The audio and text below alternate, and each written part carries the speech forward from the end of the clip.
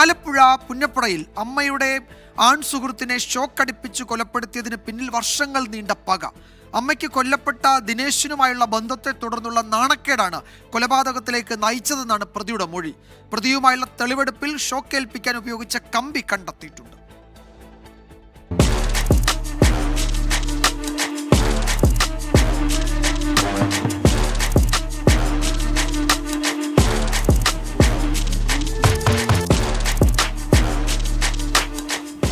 ഷോക്കേറ്റു മരിച്ചു എന്ന് ഒരു നാട് മുഴുവൻ വിശ്വസിച്ച സംഭവത്തിൽ കൊലപാതകത്തിന്റെ ചുരുളഴിച്ചത് പുന്നപ്ര SHO സ്റ്റെപ്റ്റോ ജോണിന്റെ അന്വേഷണ മികവാണ്.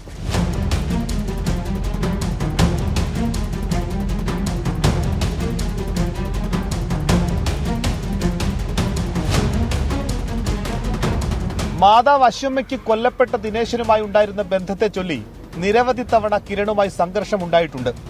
4 വർഷം മുൻപ് ദിനേശൻ കിരണിനെ വെട്ടി പരിക്കേൽപ്പിച്ചു. അന്ന് പക്ഷേ നിയമ നടപടികളിലേക്ക് കടന്നിരുന്നില്ല.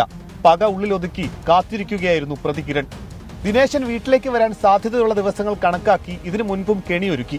പല ശ്രമങ്ങളും പരാജയപ്പെട്ടു. എന്നാൽ വെള്ളിയാഴ്ച രാത്രിയിൽ അമിതമായി മദ്യപിച്ചെത്തിയ ദിനേശൻ വൈദ്യുതാഘാത കെണിയിൽ കുടുങ്ങി. മരണമുറപ്പിക്കാൻ 5 മിനിറ്റോളം തുടർച്ചയായി വൈദ്യുതാഘാതം ഏൽപ്പിച്ചു.